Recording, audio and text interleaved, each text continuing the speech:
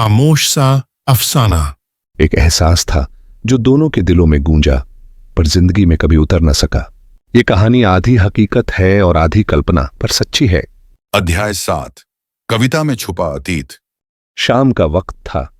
माधव मोना के साथ लॉन में टहल रहा था। हल्की ठंडी हवा चल रही थी, लेकिन उसके भीतर एक अलग ही उथल पुथल थी। उसके जहन में अब बस एक ही बात गूंज रही थी, उसे अब सुदीप्ता यानी नकली शिप्रा से कुछ भी नहीं पूछना है।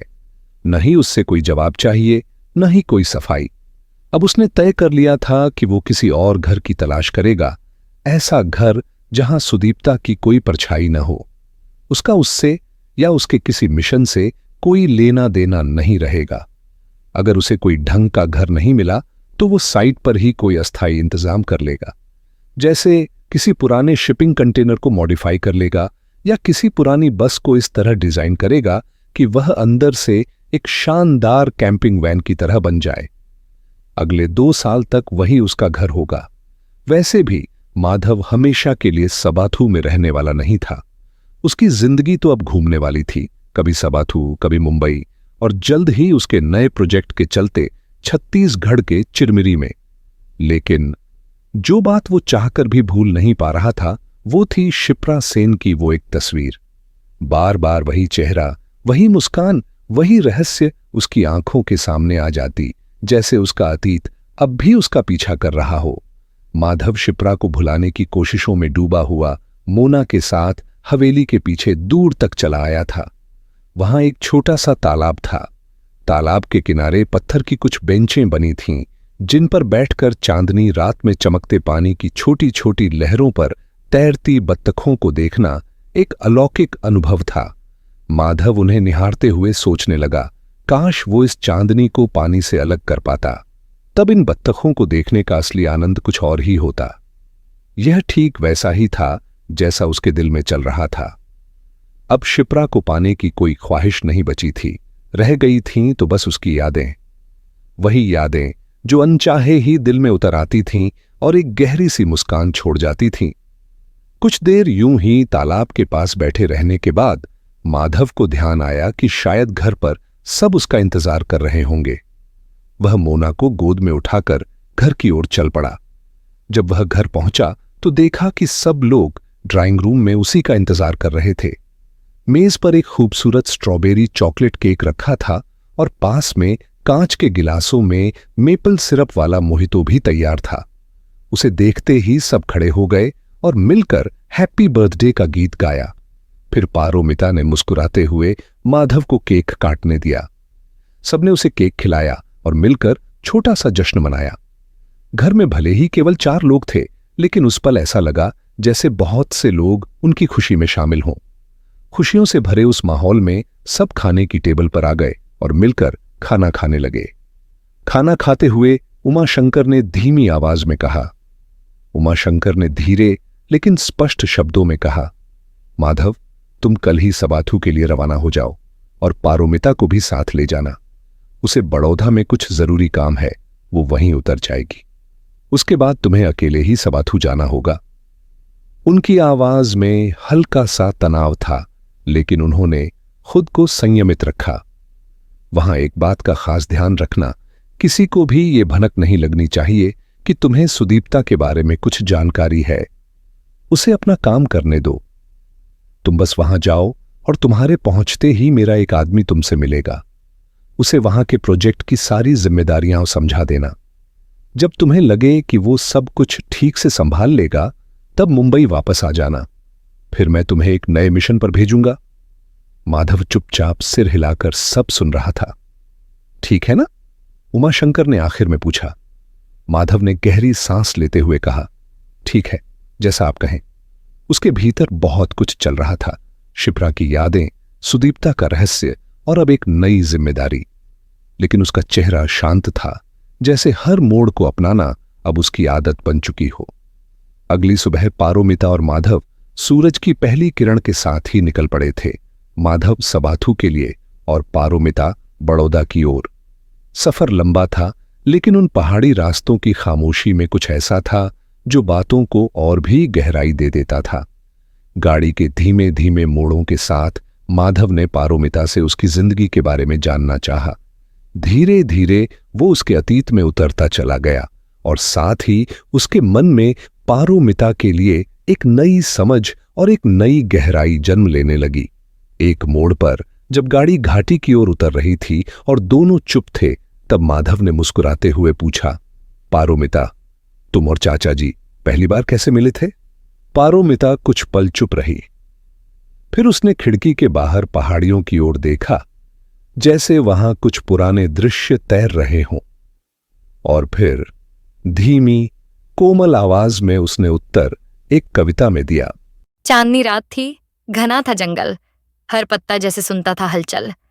शांत हवा में थी कोई साजिश छुपी और पेड़ों की छाया थी जैसे कुछ कहती रुकी। एक राह भटका राही था वहां, कंधे पर जिज्ञासा, आंखों में धुंधला समा। और दूसरी ओर एक छाया चली आई, जैसे रात की रानी चुपचाप उतर आई। न सवाल थे न जवाब की दरकार, बस नजरें मिली और थम गया संसार। उसने पूछा नहीं, उसने बताया नहीं, पर उस पल का मौन कुछ गहराया नहीं। चारों ओर थी सिर्फ पत्तों की सरसराहट और दिल की धड़कनों की धीमी आहट। चांद सिर पर था, पर छाया उनके बीच, जैसे किस्मत ने रख दिया हो कुछ अतीत का बीज। कुछ देर दोनों बस यूं ही खड़े रहे, शब्दों से ज्यादा आंखों से कहे सुने रहे। फिर एक पग आगे, एक पीछे हटा। वो जंगल एक कहानी बन गया, अधूरी पर सच्चा। न वो कोई मेला था, न इत्तेफाक का खेल। एक किताब थी अधूरी और वो पन्ना बन गए। एक खामोशी थी जो आवाज बन गई और हम बस उस लम्हे में कहानी बन गए। माधव कुछ कह नहीं सका। वो सिर्फ देखता रहा, उस कविता में छुपे उन लम्हों को जो शायद कभी किसी गवाही के मोहताज नहीं रहे। माधव को कुछ समझ नहीं आया। जो वो जानना चाहता था वो अब भी साफ नहीं हुआ था। इसलिए उसने दोबारा पूछा, थोड़ी झिझक और मुस्कान के साथ, पारो, मैं तुम्हारी कविता में ठीक से समझ नहीं पाया। आखिर तुम और चाचा जी पहली बार कब और कैसे मिले थे? जरा सीधी बातों में बताओ, मेरी समझ के लायक। पारोमिता मुस्कुरा दी। वो मुस्कान जैसे किसी पुराने मौसम की याद हो। फिर वो बोली, हर बात नहीं होती कहनी। हर बात शब्दों से कहाँ पूरी होती है। कुछ आवाजें तो खामोशियों में बोली जाती हैं। कानों से जो सुनी वो आधी रही, जो दिल ने सुनी वही पूरी बात कही। वो मिले थे, पर कहाँ ये मत पूछो। न रास्ता बताया, न दरख्त का नाम लिखा। बस एक हवा चली थी थोड़ी सी नम, और दो परछाइयां एक दूसरे के करीब दिखीं यूं ही सनम। वो जगह कोई मंदिर थी, न कोई घाट, न चौराहा, न कोई रात की बात। पर जो चांद उस रोज दिखा था खुले आसमान में, अब भी वहीं चमकती है उसकी पहचान में। कभी पत्तों की सरसराहट में वो लम्हा लौट आता है, कभी नदी की लहरों में वो मिलन मुस्कुराता है। पर समझो, यह कहानी नहीं सिर्फ सुनने की, यह अनुभूति है दिल और आत्मा से सुनने की। इसलिए मत ढूंढो वह मोड़, वह किनारा, वह स्थान जहां मिले थे वे दोनों अनजान। बस बैठो, कभी शांत होकर अपने भीतर, शायद वहां से शुरू हो वो मिलन का सफर। माधव को अब सब कुछ समझ में आ गया था। उसने अनजाने में अपनी नासमझी और मूर्खता भरे व्यवहार में कितनी बड़ी गलती कर दी थी, ये अब साफ हो चुका था। वो यह भूल गया था कि पारोमिता, जो बाहर से भले ही एक कोमल युवा महिला जैसी दिखती थीं, असल में उसकी मां की उम्र की थीं। वो वही पारोमिता थीं जिन्होंने उसे बचपन से बेटे की तरह पाला था, ममता से, अनुशासन से, स्नेह से। माधव आत्मग्लानि से भर गया। उसकी आंखों से पश्चाताप के आंसू बहने लगे। उसका मन यह सोचकर कांप उठा कि वो ऐसी गलती कैसे कर सकता है। ये तो उसकी परवरिश का हिस्सा ही नहीं था, न ही उसके परिवार की दी गई शिक्षा में ऐसी कोई जगह थी जहां वह अपनी मां तुल्य स्त्री से उनके व्यक्तिगत जीवन के बारे में सवाल करे। उसका मन किया कि वह गाड़ी वहीं रोक दे और पारोमिता के चरणों में गिरकर माफी मांगे। उसने तुरंत कार सड़क के किनारे लगा दी, क्योंकि उसकी आंखों से बहते आंसू अब सड़क को दिखने नहीं दे रहे थे। वो रो रहा था जैसे भीतर से कोई सैलाब फूट पड़ा हो। तभी बगल में बैठी पारोमिता ने उसका चेहरा देखा। वो हैरान थीं, घबराई भी। उन्होंने उसके कंधे पर हाथ रखा और बेहद कोमल स्वर में पूछा, क्या हुआ बेटे, तुम रो क्यों रहे हो? बताओ ना मुझे, क्या बात है? उनकी आवाज में वही ममता थी जो मां की होती है, और माधव अब सिर्फ एक बेटा बन गया था जो अपनी गलती के बोझ से टूटा जा रहा था। माधव ने जल्दी से अपने आंसू पोंछे और हल्की मुस्कान छुपाते हुए बोला, नहीं मां, बस आंखों में कुछ जलन हो गई थी, अब ठीक हूं। अगर आपको कुछ खाना हो तो बताइए, मैं किसी होटल या ढाबे पर गाड़ी रोक देता हूं। उसने फिर से गाड़ी स्टार्ट की और सड़क पर ध्यान देने लगा। लेकिन पारोमिता मां थीं। सिर्फ मां नहीं, वो उसे दिल से पढ़ लेती थीं। उन्होंने मुस्कुराते हुए पर बड़े शांत स्वर में पूछा, आंखों में कुछ चला गया था, लेकिन खिड़कियां तो बंद हैं और ऐसी भी चल रहा है। खैर ठीक है, पर बेटा तुम मुझसे कुछ छुपा तो नहीं रहे ना? माधव चुप था।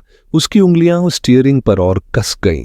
पारोमिता ने बात आगे बढ़ाई, वैसे मैं एक बात कहूं, मुझे लगता है तुम्हें गुवाहाटी जाकर उससे एक बार बात करनी चाहिए।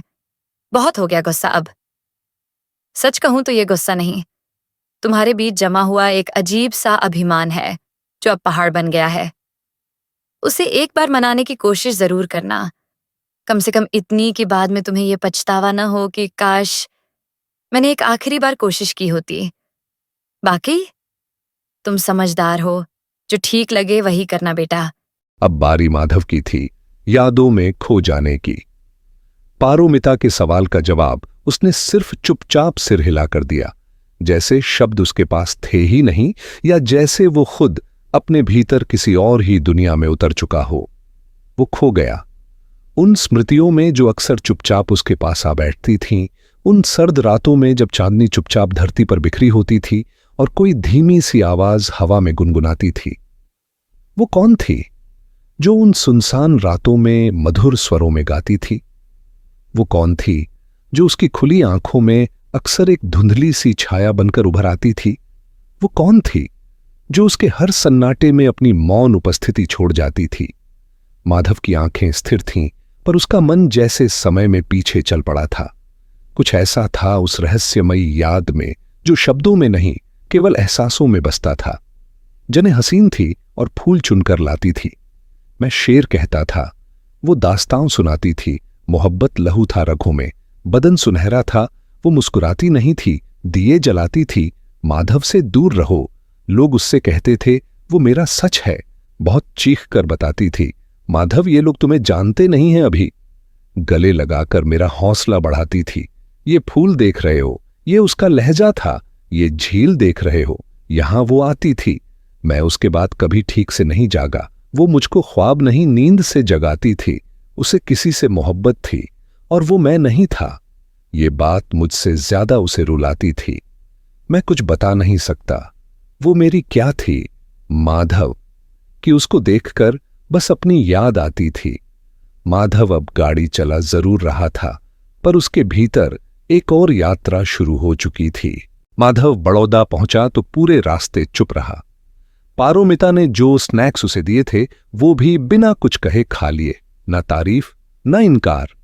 पर पारोमिता समझ गई थी, उसका निशाना ठीक जगह पर लगा है। अब न सिर्फ वो बल्कि उमा शंकर चाचा और यहां तक कि जोगिंदर दादा भी यही चाहते थे कि माधव एक बार गुवाहाटी जाए।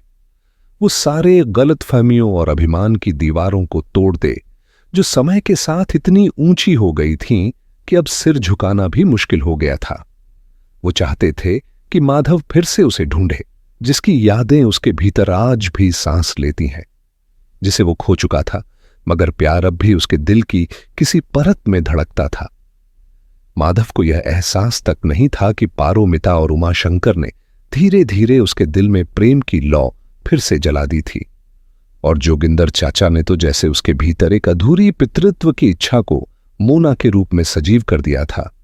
उन्हें पूरा यकीन था अब माधव उस लड़की को जरूर वापस लाएगा जिसकी स्मृतियों में वो अक्सर खोया रहता है।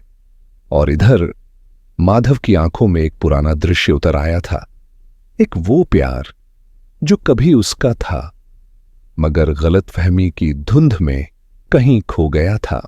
माधव ने पारोमिता को बड़ौदा के होटल सायाजी के सामने उतारा, नम्रता से विदा ली और अपनी कार दिल्ली की ओर मोड़ दी। शुरू में सब कुछ सामान्य था, सड़कें, हवा, ट्रैफिक, मगर कुछ ही दूर चलने के बाद उसके सीने में वही पुराना दर्द फिर से उभर आया। वो दर्द जो किसी अनकहे विधा की तरह हमेशा उसके भीतर कहीं दबा रहता था। वही चेहरा, वही मुस्कान, वो लड़की फिर उसकी आंखों के सामने थी, जैसे उसकी यादें हवाओं में घुलकर सीधे उसके दिल से टकरा रही हों और मानो कोई अदृश्य सी आवाज कह रही हो, माधव, अभी समय है, लौट आओ। जो बीत गया उसे अब बीत जाने दो। जो कहा सुना वो सब हवा में उड़ जाने दो। मैं अब भी वहीं हूं, उसी मोड़ पर खड़ी जहां तुमने छोड़ा था, उसी उम्मीद में जमी। गलतियां हम दोनों से हुई होंगी कभी, मगर क्या मोहब्बत इतनी कमजोर थी सभी? हर बात को पत्थर न बनाओ दिल पर, चलो फिर से चलें एक नई राह लेकर। वक्त की धूल से अब आईना साफ करो, पलकों में जो सपना था उसे फिर से पाक करो। मैंने नहीं ओढ़ी कोई शिकायत की चादर, बस चाहा कि तुम समझो दिल का अंदर। तुम लौट आओ, सिर्फ इतना काफी है। न कोई सफाई, न कोई साजिश बाकी है। अपनी आंखों से मेरी खामोशी पढ़ लो, जो अधूरा था कभी, आज उसे पूरा कर लो।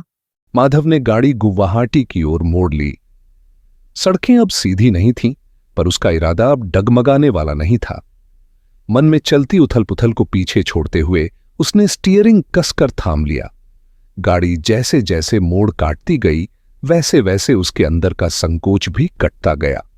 गुवाहाटी, जिस शहर का नाम सुनते ही अब तक वो आंखें चुरा लेता था, आज उसी शहर की ओर लौट रहा था, अपने दिल के उस हिस्से से मिलने जिसे वो कभी गलतफहमी में छोड़ आया था। रेडियो पर कोई पुराना नगमा चल रहा था, कुछ तो लोग कहेंगे, लोगों का काम है कहना, और वो बस हल्के से मुस्कुराया। उसके मन में अब पछतावे की जगह सिर्फ एक ख्वाहिश थी, उसे फिर से देखूं, उससे माफी मांगूं, और अगर वो चाहे तो फिर से उसकी दुनिया में एक कोना मांग लूं। गाड़ी की हेडलाइट्स अंधेरे को चीरती जा रही थीं और माधव अपनी मोहब्बत के उजाले की ओर बढ़ता जा रहा था। माधव गाड़ी की रफ्तार बढ़ा रहा था। सड़क वीरान थी, आसमान पर तारे बिखरे थे और दूर दूर तक कोई आवाज नहीं, सिवाय उस धुन के जो उसके दिल में बज रही थी।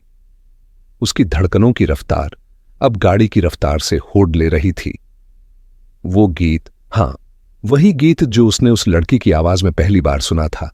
न जाने कितनी बार उस गीत को उसने अकेले में सुना, पर आज वो गाड़ी चलाते हुए उस गीत को याद कर रहा था, जैसे वो लड़की फिर से पास बैठी हो, धीरे धीरे उसी मीठी आवाज में गा रही हो।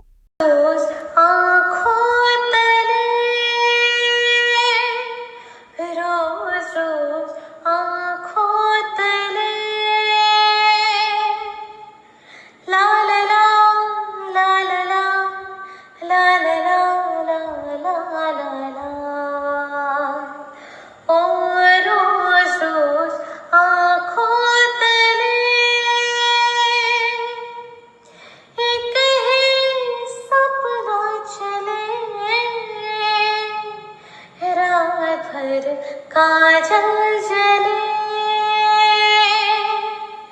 आँख में, जिस तरह ख्वाब का दिया जले,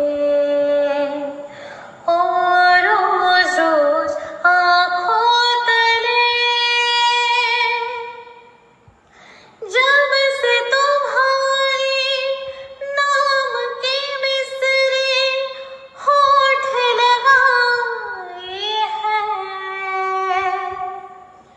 मीठा सा गम है और मीठी सी तन्हाई है,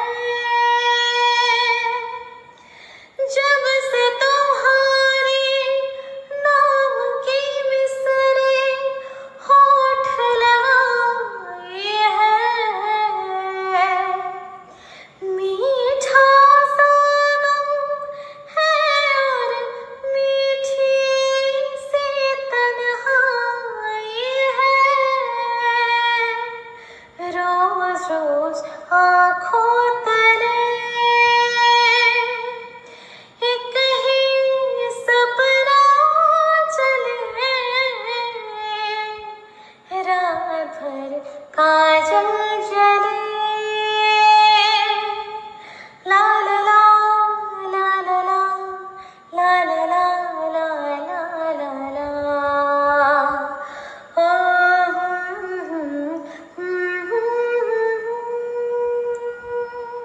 हर शब्द जैसे उसकी नसों में उतर रहा था। वो मुस्कुराया भी और भीग भी गया भीतर से। कभी जो खो गया था वो फिर से पास है, उसने सोचा। उसकी आंखों में उम्मीद की रोशनी थी और होंठों पर एक दबी हुई दुआ। अब गुवाहाटी ज्यादा दूर नहीं था, शायद मोहब्बत भी नहीं। नमस्ते प्यारे दोस्तों, स्वागत है विस्पर्ड मेलोडीज एंड टेल्स में, जहां संगीत और कहानियां एक नई जिंदगी पाती हैं। अगर आपको दिल को छू लेने वाले गीत और मनमोहक कहानियां पसंद हैं तो आप बिल्कुल सही जगह पर हैं। तो जल्दी से सब्सक्राइब बटन दबाएं और बेल आइकन को टैप करें ताकि हर नया गाना और कहानी आप तक सबसे पहले पहुंचे।